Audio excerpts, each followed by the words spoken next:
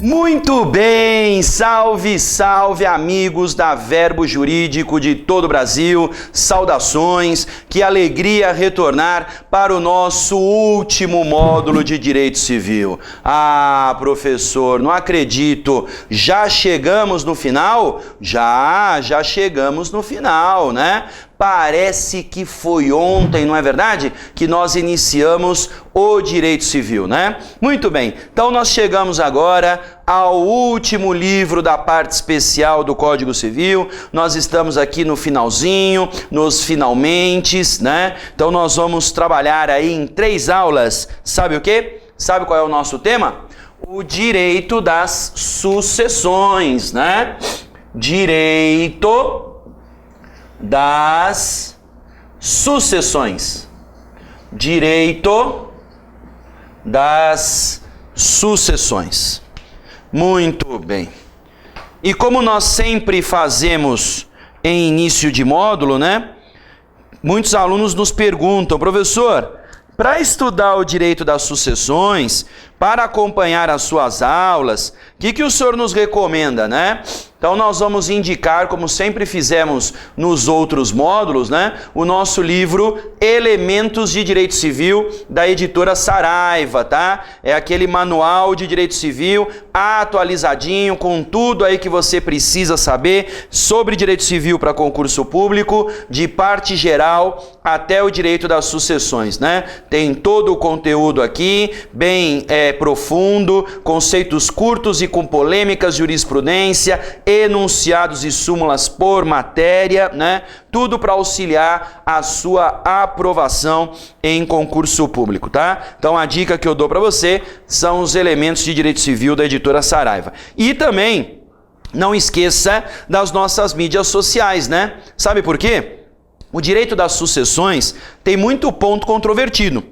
Vai ter uma aula que nós vamos falar de jurisprudência pura. Muitas confusões jurisprudenciais, julgado para lá, julgado para cá, né? Nessa tal sucessão do cônjuge, que não é fácil, né? Então, pessoal, o que eu diria para você é o seguinte: nos acompanhe nas mídias sociais, né? Curta a nossa fanpage no Facebook, né? Que é Prof. Cassetari, lembrando que meu Cassetari tem 2 S e 2 T's, né? Prof. Cassetari lá no Facebook, tá? Nos siga no Twitter, né? Você que é do Twitter, @Prof. Cassetari também, tá? @Prof. Cassetari. E para você que não tem nem Facebook nem Twitter, tem a chance de nos acompanhar pelo blog. Tem um blog feito especialmente para você, tá? O endereço do blog é Prof. Cassetari, com 2 S e 2 T's, .wordpress.com. profcassetari.wordpress.com, tá bom? Lá você deixa o seu e-mail cadastrado, que aí tudo aquilo que é postado no blog vai diretamente para a sua caixa de e-mail, ok? Maravilha. Bom, então agora sim nós vamos introduzir aqui o assunto do direito das sucessões, né? E esse assunto aqui, ele vem, como eu disse a vocês, no último livro da parte especial do Código Civil, né? Então o último livro da parte especial é dedicado ao direito das sucessões. E você sabe como é que este livro está dividido? Você sabe como que esse assunto é trabalhado no Código Civil? Quer que eu mostre para você? Então vamos lá, ó. Esse livrinho, esse livro, Sucessões, o livro Sucessões, ele vem dividido em 4 partes, né? Então nós temos a primeira parte, que vai tratar da sucessão em geral. Sucessão em geral. O que é a sucessão em geral? Sucessão em geral é regra sucessória aplicável a tudo sobre sucessões. é regra geral aplicável a qualquer situação de sucessão, tá? Então, por isso que é conhecida essa parte aqui como as regras gerais do direito sucessório, tá? Regras gerais do direito sucessório, pois serão aplicadas a tudo dentro do direito das sucessões, ok? Aí depois nós temos outras duas partes que vão falar das duas modalidades de sucessão, né? Uma dedicada à sucessão legítima, uma dedicada à sucessão legítima e a outra dedicada à sucessão testamentária, tá? Sucessão legítima e depois sucessão testamentária. Aí teremos a quarta e última parte, que vai ser dedicada ao inventário e partilha. Inventário e partilha. Então podemos falar em quatro partes na sucessão, né? A sucessão em geral, regras gerais de sucessão para qualquer hipótese, né? A sucessão legítima, que é a sucessão que decorre da lei. Sucessão legítima é a sucessão que decorre da lei, tá? As regras desta modalidade vêm previstas na própria lei. Depois nós temos a sucessão testamentária, lembrando que a sucessão testamentária é aquela hipótese em que a regra sucessória vem descrita no testamento, né? A regra sucessória vem descrita no testamento. E aí depois temos regras processuais que vão falar da divisão da herança, né? Do inventário e partilha, tá? Da mesma maneira que o CPC normatiza o inventário, coloca o inventário como uma ação de procedimento especial, né? O Código Civil também coloca algumas regrinhas sobre inventário e partilha, tá? Bom, dentro desse nosso módulo, inventário e partilha não vai dar para estudar, ok?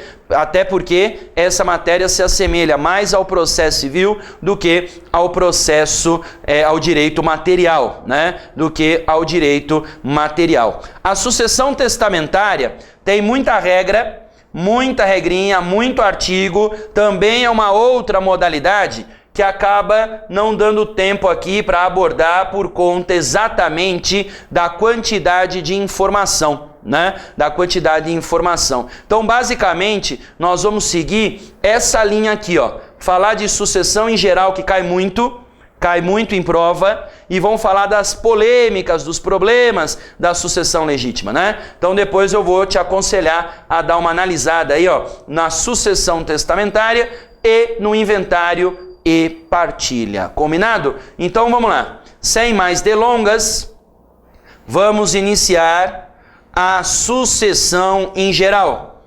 Sucessão em geral.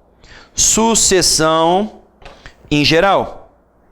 E aí o primeiro ponto que eu vou colocar aqui, ó, primeiro ponto é o do conceito e classificação.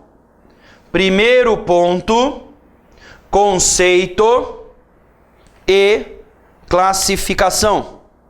Primeiro ponto, conceito e classificação. Muito bem. A palavra sucessão, ela significa substituição. A palavra sucessão, ela significa substituição. Ela vem de sub mais cedere. Sub mais cedere. Então a ideia, pessoal, é exatamente de substituir. É a ideia de substituição. Lembrando o primeiro e segundo artigo do Código Civil, lembrando o estudo da parte geral do Código Civil, né? Vamos lembrar que lá está escrito que toda pessoa é sujeito de direitos e de deveres, né? Toda pessoa é sujeito de direitos e deveres. Então, a personalidade que dá o atributo a alguém de ser uma pessoa natural, ela se inicia com o nascimento com vida, né? É o nascimento com vida que permite que a pessoa adquira a chamada personalidade plena, né? Personalidade plena. E com a plenitude da personalidade, ao longo da vida, a pessoa vai amealhando direitos e contraindo deveres, né? Então essa é a linha da vida, vamos chamar assim, tá? É adquirir direitos e amealhar deveres. Só que aí, num dado momento, a pessoa falece, a pessoa morre. E o que é que acontece com os direitos e os deveres que por ela foram adquiridos ao longo da vida, né? O que vai acontecer? Então aqui é importante deixar claro para vocês o seguinte, que o patrimônio não pode ficar acéfalo. O que significa isso? O patrimônio não pode ficar sem um cabeça. O patrimônio não pode ficar sem um gestor, né? Patrimônio tem que ter um cabeça, patrimônio tem que ter um gestor, patrimônio tem que ter alguém para titularizar tais direitos, ok? Para titularizar tais direitos. Bom, e aí com isso, obviamente que com o falecimento, a titularidade dos direitos e deveres tem que ser transferida para alguém, né? A titularidade dos direitos e deveres deverá ser transferida para alguém. E essa transferência será feita justamente para os herdeiros, né? A transferência será feita justamente para os herdeiros, né? Então morre uma pessoa, opera-se a transferência do patrimônio para os herdeiros, tá certo? Muito bem. Agora, a sucessão, ela pode ocorrer de várias maneiras. Por isso que eu coloquei ali, além de conceito, classificação, né? Porque suceder, o ato de sucessão, o ato de suceder, ele não ocorre somente aqui neste ponto que nós estamos estudando, que é a sucessão decorrente da morte, né? Existem várias situações, tá? Nós podemos ter, né, sucessão, por exemplo, inter vivos e sucessão mortis causa, tá? Sucessão inter vivos e sucessão mortis causa. A sucessão inter vivos é aquela que ocorre entre pessoas vivas, tá? Sucessão inter vivos é aquela que ocorre entre pessoas vivas. Então, por exemplo, uma compra e venda gera um ato sucessório. Por que gera um ato sucessório? Pois o comprador vai substituir o vendedor na titularidade do patrimônio. É isso mesmo. O comprador irá substituir o vendedor na titularidade do patrimônio, tá? Isso é muito importante deixar claro para todos vocês. Essa substituição na titularidade do patrimônio, ok? Agora, a sucessão pode ocorrer também em decorrência da morte, né? Em decorrência da morte. E essa sucessão que ocorre em decorrência da morte é a sucessão mortis causa, e é a hipótese que nós vamos estudar nesse módulo, tá? É a hipótese que nós vamos estudar nesse módulo. O ato de suceder em decorrência do óbito. O ato de suceder em decorrência da morte, tá? O ato de suceder em decorrência da morte. E aí, então, haverá a formação de uma massa hereditária chamada herança, né? Herança, que, na verdade, pessoal, é garantida constitucionalmente, né? É garantida constitucionalmente. Você sabia disso? Que a herança está protegida no rol das garantias fundamentais previstas em nossa Constituição? Sabia? É verdade, né? Para você que não conhece esse dispositivo, dê uma olhadinha depois no artigo 5º, inciso 30. Artigo 5º, inciso 30 da Constituição Federal. O artigo 5º, inciso 30 da Constituição Federal, diz que é garantido o direito de herança. Se é garantido o direito de herança, significa que esse direito de herança é uma garantia fundamental, ok? É uma garantia fundamental, tá? Agora, essa sucessão mortis causa, que é a sucessão que nós iremos estudar, ela pode também ser classificada como sucessão a título universal ou sucessão a título singular. Sucessão a título universal, sucessão a título universal e sucessão a título singular. Sucessão a título singular. A sucessão a título universal é aquela em que o herdeiro sucede na integralidade do patrimônio. Sucessão a título universal, sucessão a título universal é aquela em que o herdeiro sucede na integralidade do patrimônio. O herdeiro sucede na integralidade do patrimônio, há uma transferência total para o herdeiro. Agora, na sucessão a título singular,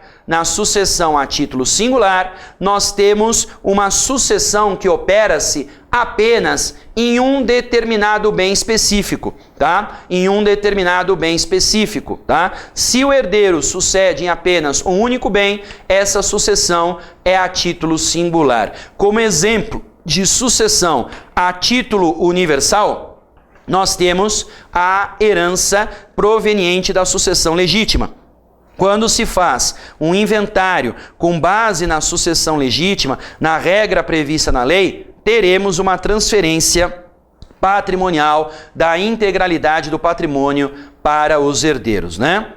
Agora, o legado é um exemplo de sucessão a título singular. Isto por quê? Porque no caso do legado, o legatário é o destinatário de um bem específico e determinado, tá? O testador, né, faz um testamento e deixa um bem específico e determinado para o legatário, que é chamado de legado. Então, nesse caso, nós temos uma sucessão a título singular, tá? Muito bem. Agora, essa sucessão, então, a título universal, a título singular, pode aparecer, né, na nossa situação aqui, porque ora o herdeiro pode suceder na integralidade, ora num determinado bem específico. Combinado? Excelente. Então vamos para o segundo ponto.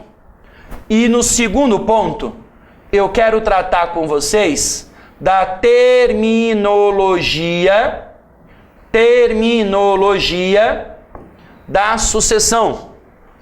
Terminologia da sucessão. Terminologia é importante para sabermos como aplicarmos as palavras, os institutos e, obviamente, a compreensão da nossa matéria, né? Então, vamos lá. Primeira terminologia que eu quero que você coloque aí para mim, letra A. Letra A é autor da herança. Autor da herança. Autor da herança, que também é chamado de decujus. Autor da herança, também chamado de decujus. Essa expressão decujus deriva da frase de cuius successione agitur. De cuius successione agitur. De cuius successione agitur. Essa frase, traduzida do latim, significa o morto de que se trata a sucessão. O morto de que se trata a sucessão. De cuius successione agitur. O morto de que se trata a sucessão. Essa expressão de cujus é usada para identificar a pessoa de que será feita a sucessão, né? A pessoa de que será feita a sucessão, a pessoa de cuja sucessão se trata, né? Essa expressão é importante, principalmente quando você chegar numa prova de segunda fase, numa prova oral, para você identificar dos possíveis vários mortos existentes num problema, de quem é que está sendo tratada a sucessão. Porque quando você pega um problema sucessório, você tem o autor da herança, aí ele vai deixar os seus herdeiros, e às vezes esses herdeiros são pré-mortos. Você já deve ter ouvido falar desse conceito. O conceito de pré-moriência. Pré-moriência. O que é a pré-moriência? Pré-moriência é a morte anterior, é a morte prévia. Então, nessa história de pré-moriência, vão aparecer outras pessoas mortas. E se num determinado problema tem vários mortos, na hora de escrever é complicado, né? Porque aí você está fazendo uma redação para escrever como que ficaria a questão do problema apresentado, né, do problema sucessório apresentado, e aí você começa, o morto, não sei o que, o morto, tal coisa, o morto. Aí quem está lendo pergunta, mas que morto? Já que existem vários, né? Então, quando você for falar do morto de que trata a sucessão, do morto em que o patrimônio está sendo inventariado, aí você usa a expressão de cujos, tá? Usa a expressão de cujos. Bom, na letra B, vamos colocar outra terminologia, que é a de herdeiro. Herdeiro. Pessoal, quem é o herdeiro, hein? O herdeiro é o substituto em razão da morte. O herdeiro é o substituto em razão da morte. O herdeiro é o substituto em razão da morte. E nós temos, na verdade, pessoal, dois tipos de herdeiros. Dois tipos de herdeiros. Eu começo falando do chamado herdeiro legítimo. Herdeiro legítimo. Quem é o herdeiro legítimo? Pessoal, o herdeiro legítimo é aquele contemplado na lei como herdeiro. O herdeiro legítimo é aquele contemplado na lei como herdeiro. Herdeiro legítimo é aquele contemplado na lei como herdeiro. E para ser contemplado na lei, diz a doutrina que ele precisaria estar na chamada ordem da vocação hereditária, né? Ordem da vocação hereditária, que é a ordem com que os herdeiros são chamados a suceder, né? Esta ordem da vocação hereditária você encontra no artigo 1829. 1829. O artigo 1829 indica a ordem com que os herdeiros serão chamados a suceder. Muito bem. A ordem da vocação hereditária prevista no 1829 engloba, na verdade, 4 tipos de herdeiros, tá? 4 tipos de herdeiros, que são os descendentes, os ascendentes, o cônjuge e os colaterais. Então vou repetir, hein?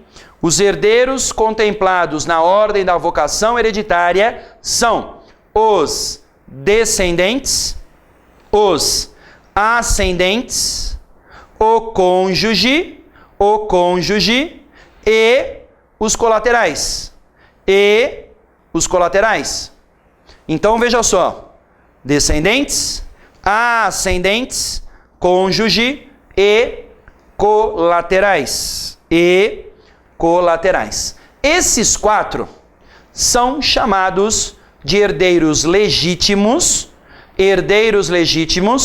pois são contemplados na lei como herdeiros, tá? São contemplados na lei como herdeiros aptos a suceder na sucessão legítima. Agora, o artigo 1829, que coloca essa ordem da vocação hereditária, nada falou sobre o companheiro. O companheiro não foi trabalhado na ordem da vocação hereditária. Então, com isto surge uma pergunta. A pergunta é: o companheiro é herdeiro legítimo ou não? Companheiro é herdeiro legítimo ou não? Veja, a doutrina clássica definia o herdeiro legítimo como aquele que estava na ordem da vocação hereditária. Ao começar a minha explicação, eu defini de outra forma, eu defini de outra maneira. Eu disse a você que o herdeiro legítimo é aquele que está contemplado na lei como tal. Por que eu disse isso, contemplado na lei, e não contemplado na ordem da vocação hereditária? Justamente por conta do companheiro. O companheiro não está na ordem da vocação hereditária, mas ele está contemplado em lei. Sabe por quê? Porque existe um artigo que é dedicado exclusivamente ao companheiro. É dedicado exclusivamente à sucessão do companheiro. O artigo que eu me refiro é o 1790 do Código Civil. Artigo 1790 do Código Civil. O artigo 1790 estabelece um regime jurídico, estabelece um regramento para a divisão patrimonial da sucessão do companheiro. Então podemos dizer que, em que pese o companheiro não está descrito, não está incluído na ordem da vocação hereditária, ele está descrito na lei como herdeiro. Por estar descrito no artigo 1790 como herdeiro, diremos então que companheiro também é herdeiro legítimo. Esta é a posição majoritária, tá? Esta é a posição majoritária. A professora Maria Helena Diniz entende na sua obra que o companheiro não seria um herdeiro legítimo, tá? Ela até o coloca como sendo uma espécie de credor da herança, já que o conceito dela, ela segue a linha ainda de que o herdeiro legítimo é o que está contemplado na ordem da vocação hereditária. E se o companheiro não está contemplado na ordem da vocação hereditária, então nesse caso ele seria alguma coisa diferente, né? E aí ela o denominou como um credor da herança. Mas essa posição não é a majoritária, né? A posição majoritária é a que entende que o companheiro é sim herdeiro legítimo, tá bom? Bom, o segundo tipo de herdeiro que eu tenho para comentar com vocês se chama herdeiro necessário. Herdeiro necessário. O herdeiro necessário também é chamado de reservatário. O herdeiro necessário também é chamado de herdeiro reservatário. Por que ele é chamado de herdeiro reservatário? Ele é chamado de herdeiro reservatário porque ele tem uma reserva no patrimônio de alguém. Ele tem uma reserva no patrimônio de alguém. Então, herdeiro necessário é aquele que tem uma reserva no patrimônio de uma pessoa. Quem tem uma reserva no patrimônio de uma pessoa. Tendo uma reserva no patrimônio de uma pessoa, este sujeito é chamado de herdeiro necessário. O Código Civil faz um rol de quem são os herdeiros necessários. O rolzinho vem descrito no artigo 1845. 1845. Diz o artigo 1845 o seguinte, veja só, o artigo 1845 diz: são herdeiros necessários os descendentes, os ascendentes e o cônjuge.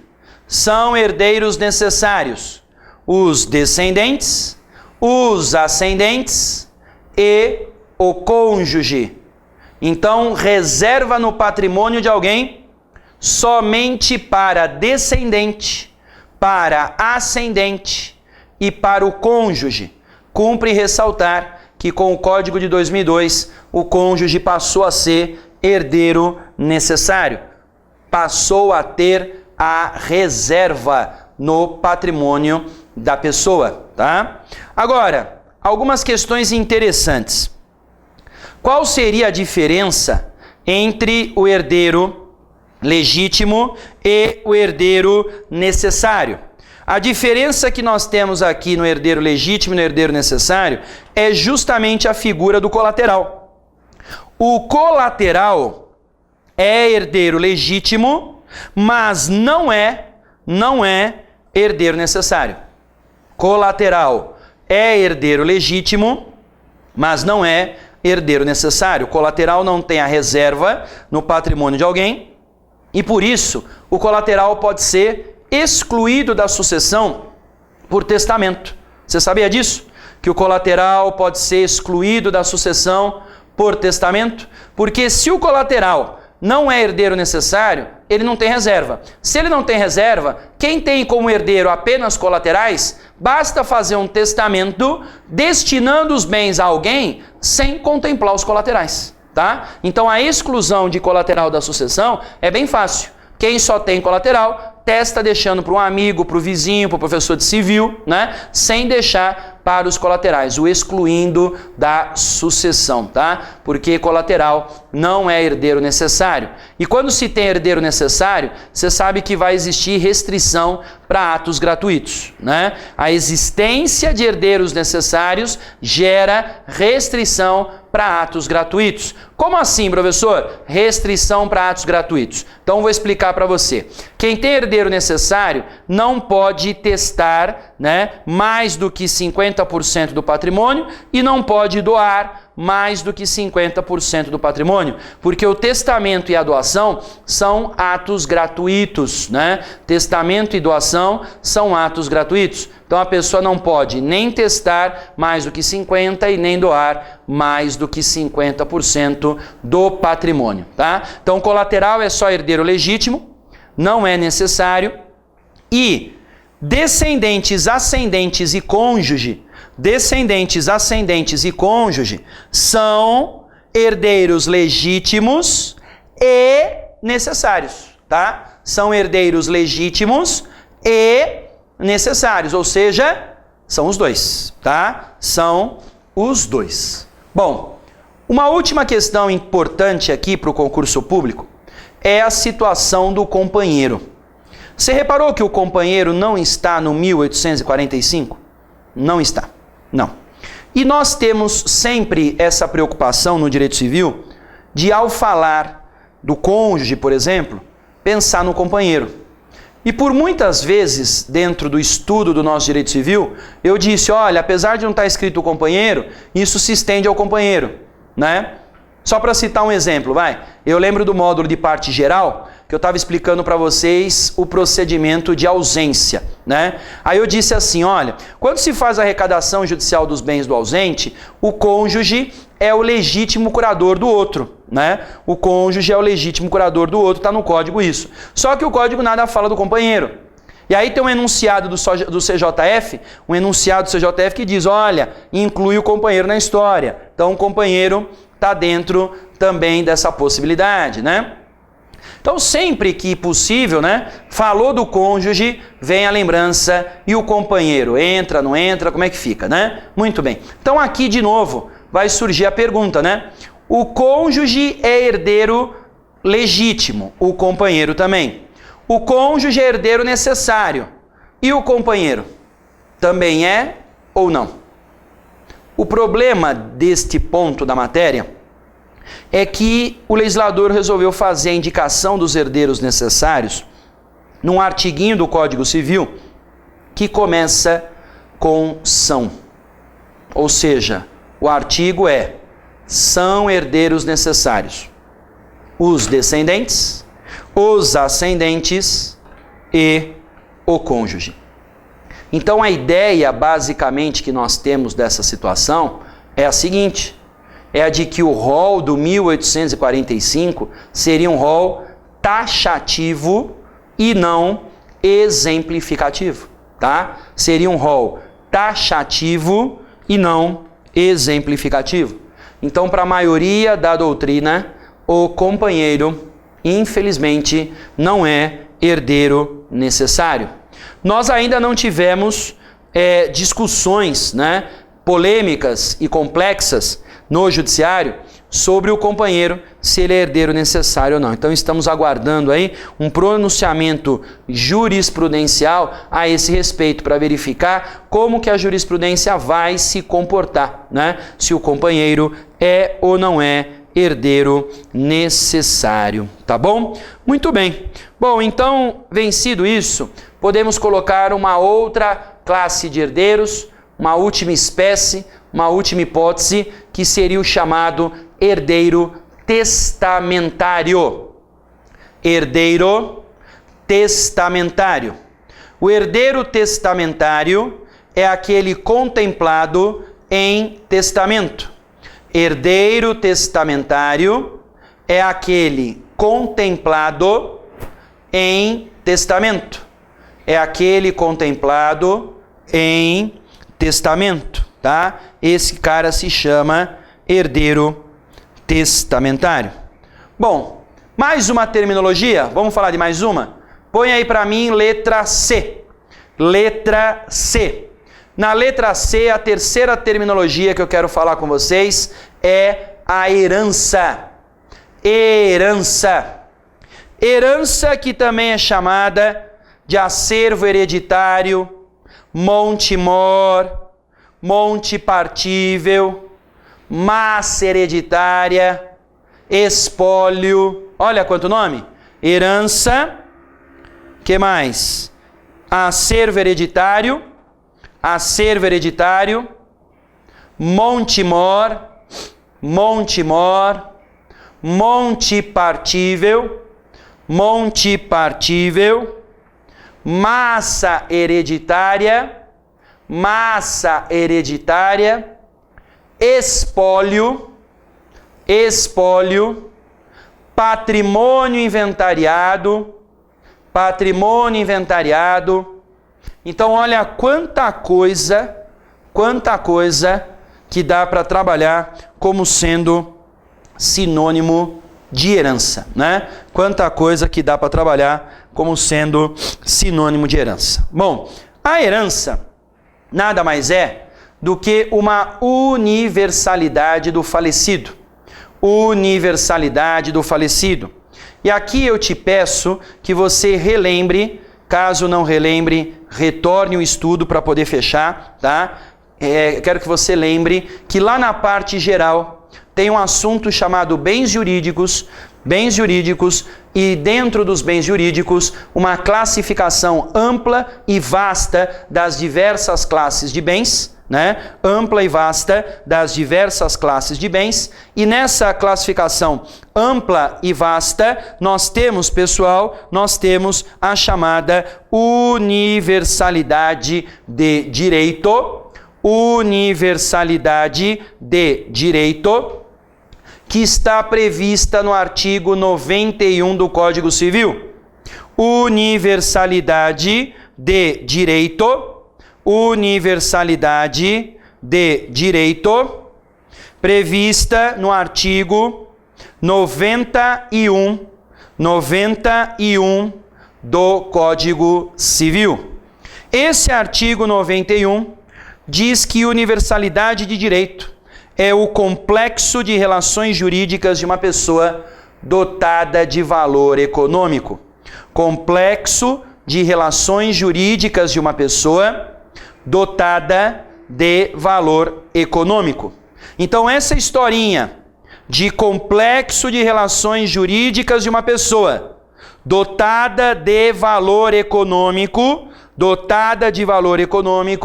é chamada de universalidade de direito, e nada melhor para exemplificar isso do que a herança. Porque dentro da herança existe um complexo de relações jurídicas de uma pessoa dotado de valor econômico. A herança tem valor econômico, tá? Agora, o artigo 1791,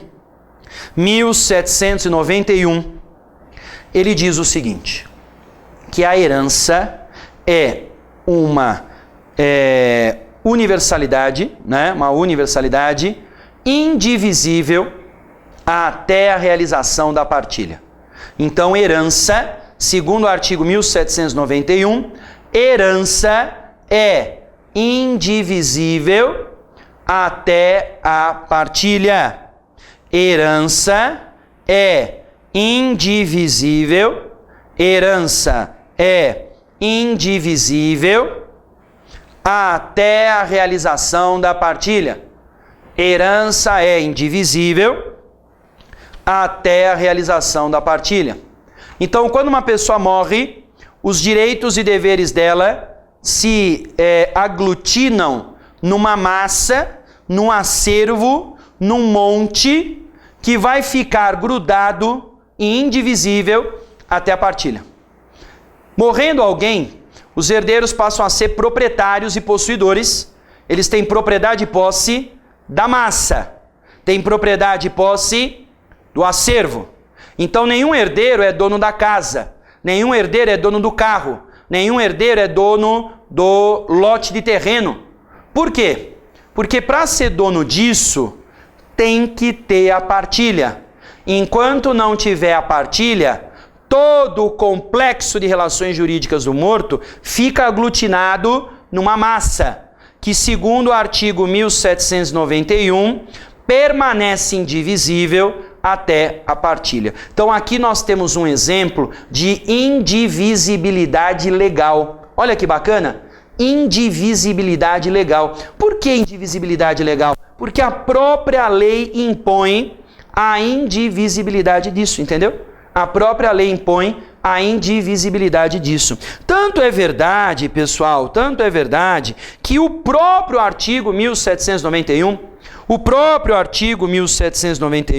ele diz no parágrafo único, que se aplica à herança, à massa, o acervo, as regras de condomínio, tá? Se aplica à herança, à massa, o acervo, as regras do condomínio. Regras do condomínio. Tá no 1791, parágrafo único, tá? Parágrafo único. Muito bem. Então se aplica as regras de condomínio, e veja as regras de condomínio lá de trás. As regras de condomínio lá da parte de direito das coisas, né? Lá da parte de direito das coisas. Essas regras de condomínio, da parte de direito das coisas, serão então aplicadas aqui na sucessão, tá? Serão aplicadas aqui na sucessão até a ocorrência da partilha. Porque a partilha busca por finalidade quebrar a massa. Quebrar a massa é estabelecer a divisão patrimonial. Quebrar a massa e dividir o patrimônio entre as pessoas, tá? Quebrar a massa e distribuir o patrimônio entre as pessoas, tá bom? Muito bem. Veja só, pessoal. Essa massa hereditária, esse acervo hereditário, ele não tem personalidade jurídica. Não tem personalidade jurídica. Então a herança não pode adquirir uma casa, a herança não pode adquirir um apartamento, tá? Porque a herança, o espólio, a massa não tem personalidade jurídica. Mas apesar de não ter personalidade jurídica, esta massa tem legitimidade processual, tá? Esta massa tem legitimidade processual. E a legitimidade processual vem descrita no artigo 12, inciso 5 do CPC. Artigo 12, inciso 5 do CPC. A legitimidade processual da massa, a legitimidade processual da herança que não tem personalidade jurídica. Essa legitimidade processual, ela é exercida pelo representante legal do espólio. Quem é o representante legal do espólio? O representante legal do espólio é o inventariante. O representante legal do espólio é o inventariante. Representante legal do espólio é o inventariante, tá certo? Muito bem. Bom, agora, para a gente poder caminhar mais um pouquinho, já que nós fomos até a parte geral, para falar de bens jurídicos, vamos lembrar também do que diz o artigo 80, inciso 2? 80, inciso 2. Diz o artigo 80, inciso 2, que considera-se bem imóvel o direito à sucessão aberta. Considera-se bem imóvel o direito à sucessão aberta. Considera-se bem imóvel o direito à sucessão aberta. O direito à sucessão aberta. Isso está no artigo 80, inciso 2. Então, mesmo que a pessoa morra e deixe bicicleta, moto, carro, dinheiro no banco, né? Tudo isso é bem móvel. Mas aglutinado em forma de massa, aglutinado em forma de acervo, isto é considerado um bem imóvel por força de lei. Está no artigo 80, inciso 2. Então, já que eu falei disso, o que é que pode estar incluído nessa massa? O que é que integra o chamado acervo hereditário? O que é que integra o chamado acervo hereditário? Então vamos lá. O acervo hereditário pode ser representado por bens móveis, carro, moto, dinheiro, cotas de pessoa jurídica, obras de arte, joias. Pode ser representado por bens imóveis, né? No acervo hereditário nós vamos ter obrigações do morto. E quando se fala em obrigações, é importante deixar claro que pode ser de dar ou de fazer, obrigações de dar ou de fazer, tá? Obrigações de dar ou de fazer, outros direitos como ações e cotas sociais, outros direitos como ações e cotas sociais, créditos perante terceiros, tá? Crédito perante terceiros. E até mesmo direitos de propor ações judiciais. É isso mesmo, direitos de propor ações judiciais. As ações judiciais que poderiam ser propostas pelo falecido podem ser propostas pelo herdeiro, tá? Podem ser propostas pelo herdeiro também. E quando se fala em bens móveis e imóveis, é importante falar que isso inclui propriedade e posse. Propriedade e posse. Você sabia que a posse se transmite para os herdeiros? Claro, você já estudou isso com a gente lá na parte de direito das coisas, não é verdade? Então você lembra da successio possessionis, que é a transferência da posse em decorrência da morte para os herdeiros, não é verdade? O instituto da successio possessionis. Agora, outra denominação interessante aí para a gente escrever, né? Letra D de dado, né? Letra D de dado é a da ordem da vocação hereditária. Ordem da vocação hereditária. O que é a ordem da vocação hereditária? A ordem da vocação hereditária é a ordem com que os herdeiros são chamados a suceder. Ordem com que os herdeiros são chamados a suceder. O verbo vocare do latim significa chamar. Se vocare significa chamar, é porque nós estamos falando da ordem em que os herdeiros serão chamados a suceder. E essa ordem da vocação hereditária, como eu disse, ela vai representar a regra da sucessão legítima, tá? A ordem da vocação hereditária representa a ordem, a regra da sucessão legítima, onde encontraremos elencados os herdeiros legítimos chamados a suceder.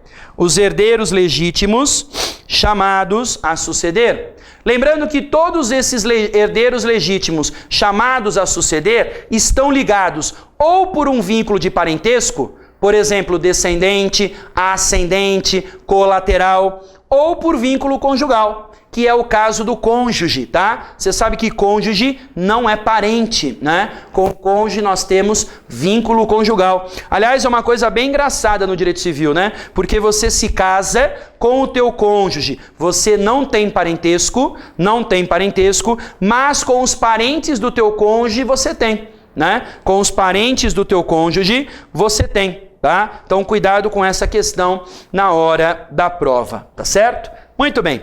E a última terminologia que eu quero que você coloque aí para mim, escreva aí, letra E, né? É a expressão inventário. Inventário. Inventário. Pessoal, o que é o inventário? O inventário é o procedimento necessário para se efetuar a partilha. Inventário é o procedimento necessário. Inventário é o procedimento necessário para se realizar a partilha. Procedimento necessário para se realizar a partilha. Esse procedimento pode ser judicial ou extrajudicial. É verdade. Você sabia disso? Que o inventário pode ser feito extrajudicialmente por escritura pública. O inventário pode ser feito extrajudicialmente por escritura pública. Por escritura pública, tá? O artigo que fala do inventário por escritura pública é o 982 do CPC. 982 do CPC. Então, o artigo 982 do CPC é aquele artigo que vai falar especificamente sobre o tal inventário extrajudicial. Inventário extrajudicial, tá? Agora, cuidado para não confundir inventário com arrolamento. Inventário com arrolamento. O arrolamento nada mais é do que um procedimento mais simples de inventário, né? Se é um procedimento mais simples, significa que ele será mais rápido, que ele será mais ágil, será mais célere, tá? O arrolamento é um procedimento mais simples de inventário, é mais ágil, é mais rápido, é mais célere, ok? Agora, dê uma olhada depois no Código de Processo Civil, CPC, que existem regrinhas para o arrolamento. Ou seja, não dá para entrar com o arrolamento só porque ele é mais célere, só porque ele é mais rápido. O arrolamento tem regra própria de cabimento, né? Então só cabe arrolamento nas hipóteses específicas descritas no CPC, tá? Tem que ter lá o cabimento contemplado na lei para ser possível ingressar com arrolamento, tá bom? Depois você dá uma olhadinha lá no CPC acerca disso, né? Agora, é possível também na questão da partilha, da divisão patrimonial, surgir uma coisa interessante chamada alvará judicial.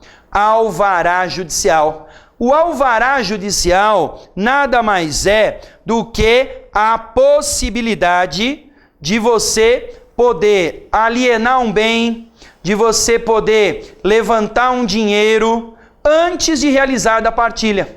Então, o alvará judicial é uma ordem que é dada pelo juiz para ser levantado dinheiro, por exemplo, para pagar tributo, né? Porque você sabe que na herança há necessidade do pagamento de um tributo chamado ITCMD.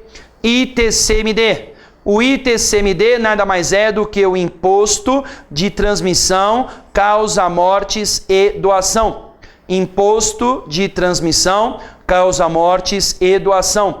ITCMD, né? Às vezes o herdeiro não tem caixa para pagar esse ITCMD, né? E aí, não tendo caixa para pagar o ITCMD, a coisa não anda. Então, tendo um dinheiro no banco, por exemplo, o falecido deixou um dinheiro no banco. É comum no processo de inventário se pedir um alvará para levantar aquele dinheiro, né? Para levantar aquele dinheiro. E como a herança é indivisível até a partilha, a alienação de qualquer bem pendente à indivisibilidade vai exigir também um alvará, tá? a alienação de bens pendente à indivisibilidade antes da partilha exige alvará. Essa historinha está no artigo 1793. Esse é um outro artigo que vale a pena conhecer, 1793, tá? Nós vamos falar dele, é o artigo que trata da cessão de direitos hereditários, né? Aí vai dizer que a cessão de um bem singular tem que ter alvará judicial. Então, o alvará tem essa finalidade, ou autorizar a alienação de um bem, ou autorizar o levantamento de dinheiro, por exemplo. Só que o alvará judicial pode ser de duas espécies, pode ser de dois tipos. Nós temos aí dois tipos de alvará. Então existe o chamado alvará incidental e o alvará autônomo. Alvará incidental e alvará autônomo. O alvará incidental é aquele requerido e concedido no curso do processo de inventário. Alvará incidental é aquele concedido no curso de um processo de inventário. É aquele concedido no curso de um processo de inventário. Agora, o alvará autônomo é aquele que independe de inventário. Então, olha que interessante. É possível você formular um pedido autônomo sem a existência de um inventário, chamado pedido de alvará. Alguns falam ação de alvará, né? Mas na verdade não é uma ação, é um requerimento, é um pedido que é feito para o magistrado. Ele é conhecido como autônomo porque independe da existência de inventário, nem precisa ter inventário. Então tem coisa que dá para resolver sem inventário, com o próprio alvará autônomo. Agora, claro que não dá para resolver por alvará autônomo qualquer coisa, concorda? Então existe uma lei do alvará autônomo, né? Tem uma lei, A lei do alvará autônomo é o decreto 85845/81. Decreto 85845/81. O decreto 85845/81 é aquele estabelecer quando é que é possível requerer um alvará autônomo. Quando que é possível requerer um alvará autônomo. E aí ele vai falar em saldo de salário, saldo de conta de FGTS, restituição de imposto de renda que está pendente, né? E vai falar inclusive de saldo de conta bancária que não ultrapasse mais ou menos uns R$ 3.500, tá? Estou dizendo mais ou menos porque ele ainda está falando em ORTN, né? ORTN é Obrigações Reajustáveis do Tesouro Nacional, uma unidade de valor que existia na década de 80 e que não existe mais, né? Então, por conta disso, é necessário fazer uma conta maluca para se chegar no equivalente de ORTN a reais, né? Então, vai dar mais ou menos, aproximadamente, R$ 3.500, ok? Bom, pessoal, existe ainda a possibilidade do chamado inventário negativo, tá? Inventário negativo. Então nós temos dois tipos de inventário. O inventário positivo, que é aquele que tem bens a partilhar, e no inventário positivo, o que se busca, o que se pleiteia é a partilha dos bens, né? É a partilha dos bens, podendo ser feito judicialmente ou extrajudicialmente. Para fazer extrajudicialmente, diz o artigo 982 do CPC, 982, que não pode ter testamento, não pode ter litígio e não pode ter também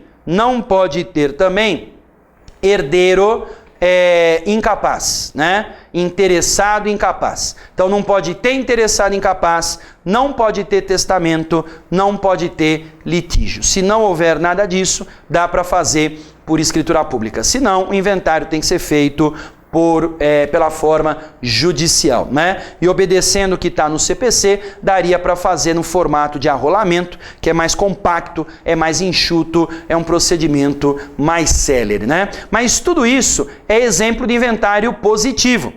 Inventário positivo, pois existem bens a partilhar. Há bens a partilhar, né? Agora, no caso do inventário negativo, não existe bens a partilhar. Olha que interessante. Inventário negativo é aquele inventário em que se busca uma declaração de que não existem bens a partilhar. E isso pode ser feito também por escritura pública. Então dá para buscar judicialmente essa declaração ou por escritura pública essa declaração. Aí o pessoal pergunta assim, né? Professor, quem seria o doido? Quem seria o maluco que pagaria custas processuais, contrataria um advogado para buscar uma declaração de que não existe absolutamente nada a partilhar? Quem tem interesse, talvez seja essa a sua dúvida, em fazer o inventário negativo? Eu vou citar 2 exemplos aqui para vocês. 2 exemplos. O primeiro exemplo é da pessoa que quer casar. Porque nós estudamos no módulo de família, um negócio chamado causa suspensiva do casamento. Causas suspensivas do casamento. As causas suspensivas do casamento estão descritas no artigo 1523. 1523. Este artigo 1523, ele elenca as causas suspensivas do casamento que não são fatores impeditivos, não se confundem com os impedimentos matrimoniais, mas elas insinuam a possibilidade, a preocupação, eventualmente com um golpe do baú. Preocupação, eventualmente, aí, com um golpe do baú. Porque as causas suspensivas versam sobre questões patrimoniais, tá? Versam exatamente sobre patrimônio. Então, por conta disso, a causa suspensiva não invalida o casamento. Causa suspensiva não impede o casamento, mas ela impõe uma restrição patrimonial, que é a impossibilidade de escolha do regime de bens. Causa suspensiva permite que o casamento ocorra, mas retira das partes a liberdade de escolha do regime de bens. E uma das causas suspensivas previstas no 1523 é a seguinte: é a da pessoa viúva que não deu partilha de bens aos herdeiros. Viúvo ou viúva que não deu partilha de bens aos herdeiros. Pessoal, às vezes a pessoa não deu partilha de bens aos herdeiros porque não quis, porque foi safada, por vários motivos. Mas às vezes a pessoa não deu partilha de bens aos herdeiros porque não tinha o que partilhar. Entendeu? E se não tinha o que partilhar, é difícil a pessoa falar, eu vou tomar alguma providência aí para fazer um inventário. Só que o problema é que se essa pessoa desejar se casar novamente, e ela pode, porque ela é viúva, como ela é viúva, ela pode se casar com outra pessoa. Mas como ela não deu partilha de bens aos herdeiros, o que pode acontecer? Pode acontecer a imposição de um regime de bens de separação obrigatória. Então, na verdade, pessoal, quando a pessoa se torna viúva e não há bens a partilhar, se recomenda a escritura de inventário negativo para, no processo de habilitação do segundo casamento, essa pessoa não ter retirada a liberdade de escolha do regime de bens. Para essa pessoa poder livremente escolher o regime de bens do casamento, ok? Esta é uma questão bem interessante para nós trabalharmos. Muito bem. A outra situação que eu tenho aqui para te falar é a da pessoa que falece deixando dívidas, né? Falece deixando dívidas. Ela não deixa absolutamente nada de bens, nada, zero. Zero de patrimônio, mas deixa muita dívida. Então o que seria interessante? Seria interessante fazer um inventário negativo para dizer que não haveria nada a partilhar, para colocar isso na gaveta. Sabe por que colocar isso na gaveta? Porque há um risco dos herdeiros serem cobrados pelo credor do morto, né? Dos herdeiros serem cobrados pelos credores do morto. Eu estou falando isso porque você sabe que as obrigações de uma pessoa falecida se transferem para os herdeiros e que os herdeiros são responsáveis por obrigações do falecido. Só que a responsabilidade dos herdeiros com relação a dívidas do morto está atrelada àquilo que ele recebeu de herança. Está atrelada, né, às forças da herança. Então, se as forças da herança é igual a zero, se o que ele recebeu é igual a zero, nesse caso, pessoal, nesse caso, a responsabilidade dele também é zero. E como a responsabilidade dele também é zero, né? Como a responsabilidade dele também é zero, aqui, turma, aqui é importante fazer essa prova no processo. Até porque a prova disso é mesmo do herdeiro, né? Não é o credor do morto que vai ter que provar que o herdeiro poderia pagar. Não, ele entra contra o herdeiro e é o herdeiro que prova que não haveria nada a pagar por conta da responsabilidade dele estar limitada às forças da herança. Desculpa. Muito bem. Então, nesse caso, o inventário negativo, ele pode ajudar, ele pode auxiliar. Porque se a pessoa morreu deixando muita dívida e não tem nada de patrimônio, na hora que o herdeiro é cobrado, em contestação, ele tira aquele inventário negativo da gaveta, junta na contestação dizendo, olha, a minha responsabilidade como herdeiro é igual a zero, eu não recebi nada, na herança não tinha nada, logo, nesse caso, eu não tenho que pagar absolutamente nada, tá? Então, o inventário negativo teria essa finalidade, tá bom? Muito bem, depois de falar bastante sobre terminologia, de colocar aí alguns pontos interessantes já da sucessão em geral, né? Vamos falar então de algumas relações que são excluídas da sucessão. Relações, vamos pôr no plural aqui, ó. Relações excluídas da sucessão. Relações excluídas da sucessão. Bom, eu começo falando das obrigações personalíssimas. Obrigações personalíssimas.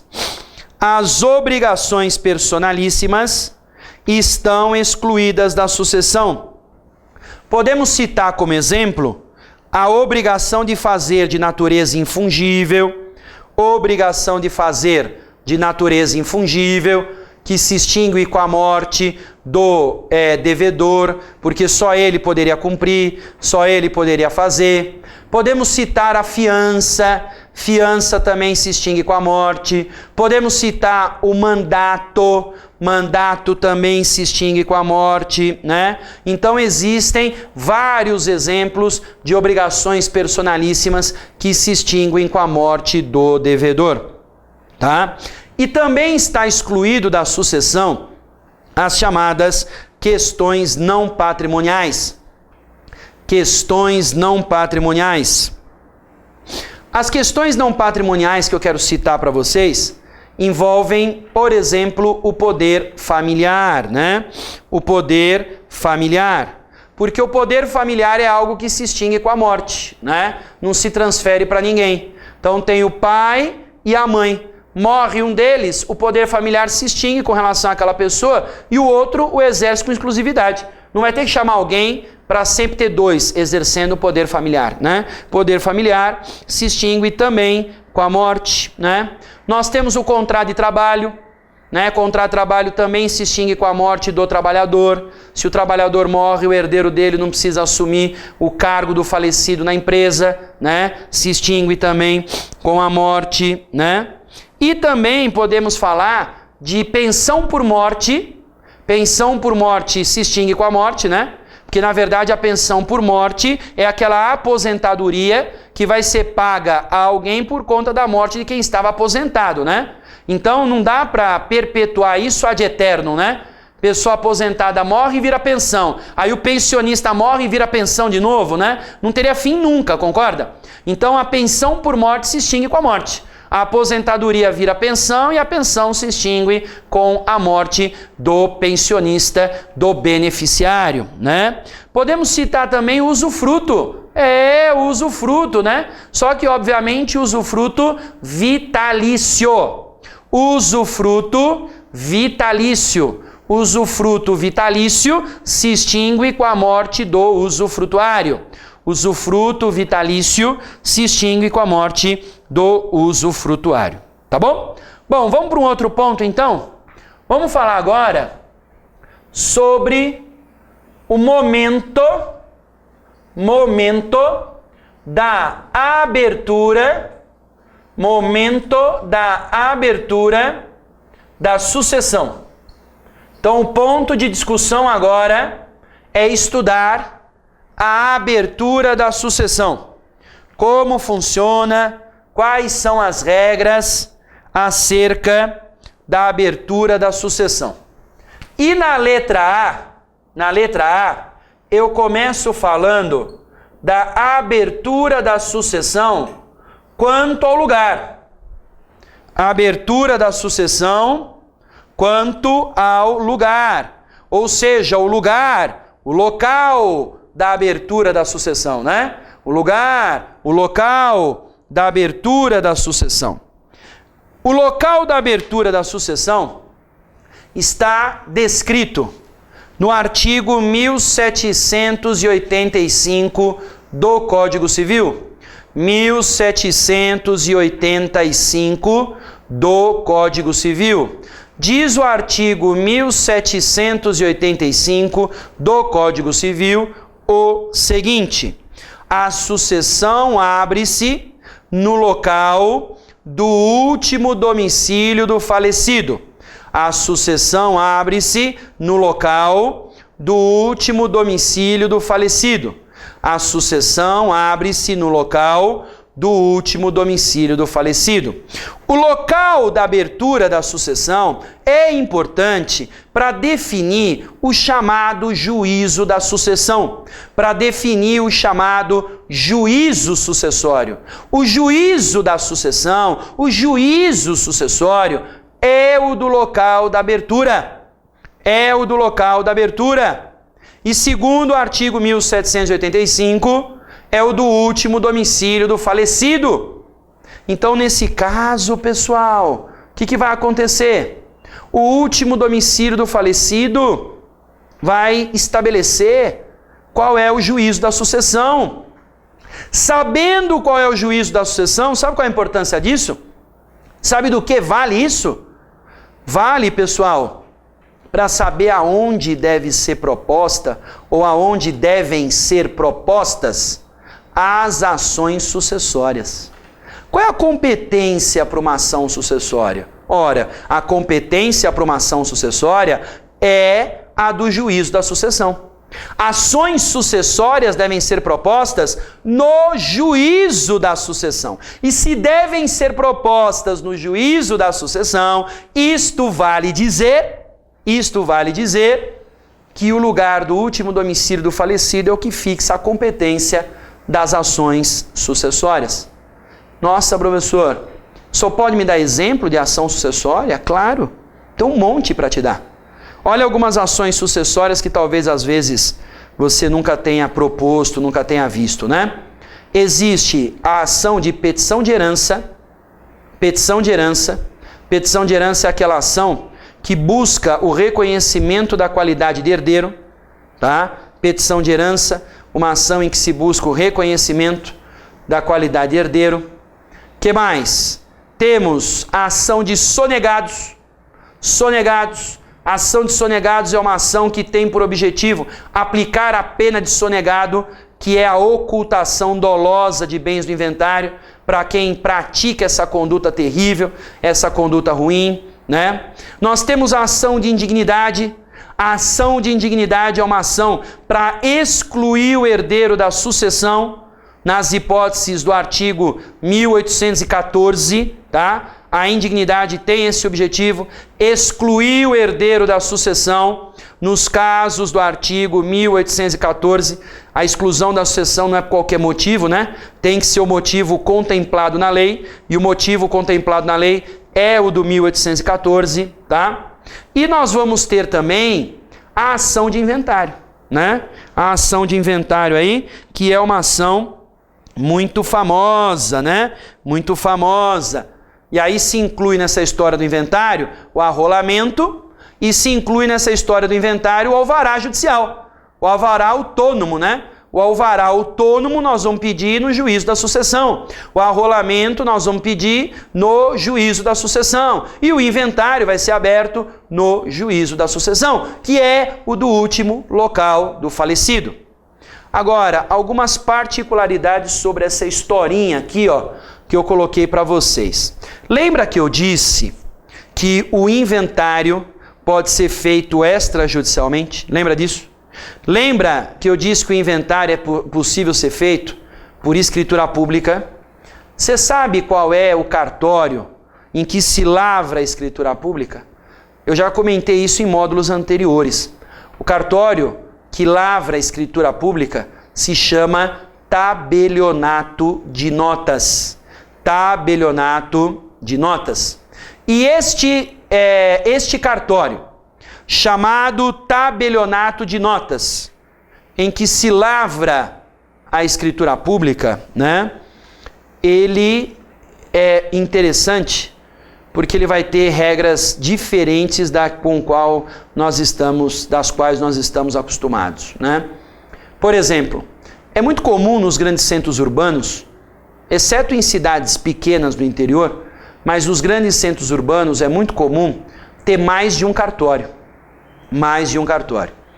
E como é muito comum ter mais de um cartório, praticamente toda a cidade aí, né, vai ter praticamente um tabelionato de notas, se não tem na cidade, está no vizinho, né? Porque tem cartório até distrital, né? Então eu queria colocar aqui para você o seguinte: na hora de se fazer esse inventário extrajudicial, como você não estudou a lei de registros públicos, a lei dos notários e registradores, não estudou direito notarial e direito registral, claro que vai pintar uma dúvida, né? Qual é a dúvida? Em que cartório eu devo fazer a escritura de inventário? Em qual cartório deve ser lavrada a escritura de inventário? E como você acabou de aprender que o local da abertura da sucessão, segundo o artigo 1785, é o do último domicílio do falecido, a dúvida que pode pintar na cabeça é: será que o inventário extrajudicial tem que ser feito no cartório de notas, no tabelionato de notas, do local do último domicílio do falecido? Essa é a dúvida que vai passar na sua cabeça. E a resposta, que é bem interessante, muito mesmo, é que escritura de inventário pode ser feita em qualquer tabelionato de notas do país. Do país! Como é que é, professor? É isso mesmo que você ouviu. A escritura de inventário, a exemplo de qualquer outra escritura, poderá ser feita em qualquer tabelionato de notas do país. Caramba, professor, que bacana, hein? Isso está numa lei que certamente você não conhece, mas que eu vou citar agora para você conhecer. É o artigo 8º da Lei 8935/94. Artigo 8º da Lei 8935/94. Artigo 8º da Lei 8935/94. Lei 8935/94. A Lei 8935/94 é conhecida como Lei dos Notários e Registradores. Lei dos Notários e Registradores. A Lei dos Notários e Registradores, no artigo 8º, diz que é livre a escolha do tabelião, independentemente do domicílio das partes e da localização dos bens, independentemente do domicílio das partes e da localização dos bens. Então o cara morreu em São Paulo, estava domiciliado no Rio de Janeiro e os bens dele estavam em Porto Alegre. Posso ir para Curitiba para fazer esse inventário? Posso. Posso ir para Teresina, no Piauí, para fazer esse inventário? Posso. Posso ir para Maceió, capital do estado das Alagoas, para fazer esse inventário? Posso também, tá? Então o inventário pode ser feito em qualquer lugar do país. Não confunda a escritura com o registro, porque você vai fazer a escritura de inventário em qualquer lugar do país, mas depois de feita, tendo bens imóveis, tem que trazer para o cartório do registro de imóveis a situação do bem, tá? Tendo empresa, tem que trazer para a junta comercial do estado daquela empresa, ok? Então a escritura que vai fazer as vezes de formal e partilha, você faz em qualquer tabelionato de notas do país. Agora, no que tange a questão de registro, isso estará sujeito a um determinado cartório, que aí não vai ter como fugir, né? Não vai ter como fugir. Agora, essa história de domicílio, de sucessão, traz mais uma regra importante, desta vez que está na LINDB. Você sabia que a LINDB, Lei de Introdução às Normas do Direito Brasileiro, ela traz regra sobre domicílio, e regra sobre domicílio envolvendo a sucessão. Regra sucessória lastreada com base no domicílio. Então eu estou me referindo ao artigo 10º da LINDB, ao artigo 10º, né, que é o Decreto-Lei 4657/42, 4657/42, esse decreto-lei chamado LINDB, Lei de Introdução às Normas do Direito Brasileiro, diz no artigo 10º o seguinte: na sucessão, aplica-se a lei do domicílio, a lei do país em que estava domiciliado o falecido. Então, o artigo 10º da LINDB diz que se aplica à sucessão a lei do país em que estava domiciliado o falecido. Isto se chama princípio da lex domicilii. Lex domicilii. Lei do país do domicílio do morto. Lei do país do domicílio do morto. Lex domicilii. Então, pela lex domicilii se aplica a lei do país em que estava domiciliado o falecido, tá? Agora, a sucessão de estrangeiros, diz o artigo, a sucessão de estrangeiros que tenha bens no Brasil, a sucessão de estrangeiros que tenha bens no Brasil, se submete à lei brasileira se for mais favorável, tá? A estrangeiros com bens no Brasil, ao falecer, estando domiciliado no Brasil, a sucessão dele se submete à lei brasileira desde que seja mais favorável.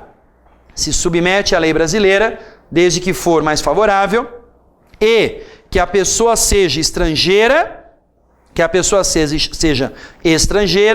e tenha bens no país, além do país ter sido seu último domicílio, tá? Então isso é interessante, porque como se aplica a lei brasileira, a lei do país em que estava domiciliado o defunto, se o estrangeiro estava domiciliado no Brasil, é a lei brasileira. Da mesma maneira que se o brasileiro está domiciliado no estrangeiro, é a lei estrangeira, tá? Se o brasileiro está domiciliado no estrangeiro, lei estrangeira. Então isso vai valer dos dois lados. O estrangeiro domiciliado aqui vai submeter à lei de cá e o brasileiro domiciliado lá vai se submeter à lei estrangeira. Agora, e quando a pessoa tem mais de um domicílio, hein? Nós falamos tanto, né? 1785 do Código Civil, último domicílio do falecido. Falamos do artigo 10º, né? Lei do país em que está domiciliado a pessoa do falecido, em que estava domiciliado o falecido. E se a pessoa tem mais de um domicílio? Mas pode, professor? Vamos lembrar da parte geral? Vamos? O que nós estudamos lá na parte geral quando falamos de domicílio? Nós estudamos o artigo 71, não é? 71. Lembra dele? O artigo 71 é aquele que autoriza a pluralidade de domicílio. Artigo 71 é aquele que autoriza a pluralidade de domicílio. Então, é possível a pessoa ter mais de um domicílio? Sim, é possível. Então, nesse caso, o que nós entendemos? Nós entendemos o seguinte, defendida aqui no meu livro, tá? Minha posição defendida aqui no meu livro. Como o artigo 71 do Código Civil autoriza a pessoa a ter mais de um domicílio, autoriza a pluralidade de domicílio, será juízo da sucessão qualquer um deles. Essa é a nossa posição. Por estar autorizado na lei a pluralidade de domicílio, por estar autorizado na lei que a pessoa tenha vários domicílios, qualquer um deles é domicílio para gerar a sede do juízo da sucessão, para gerar a sede do juízo sucessório, para aplicar o artigo 1785 do Código Civil, tá? Para aplicar o artigo 1785 do Código Civil, ok? Bom, então com isso nós encerramos essa história de sucessão quanto ao lugar. Ainda tem mais um pouquinho para falar disso, né? De momento da abertura da sucessão, porque nós temos que falar da abertura quanto ao tempo. Tem muita coisa bacana para falar do tempo da abertura da sucessão. Mas em razão do adiantar da hora, nós vamos fazer um rápido intervalo e aí voltaremos na sequência para dar continuidade ao estudo da sucessão em geral, tá bom? Te vejo daqui a pouquinho. Um forte abraço e até já. Tchau.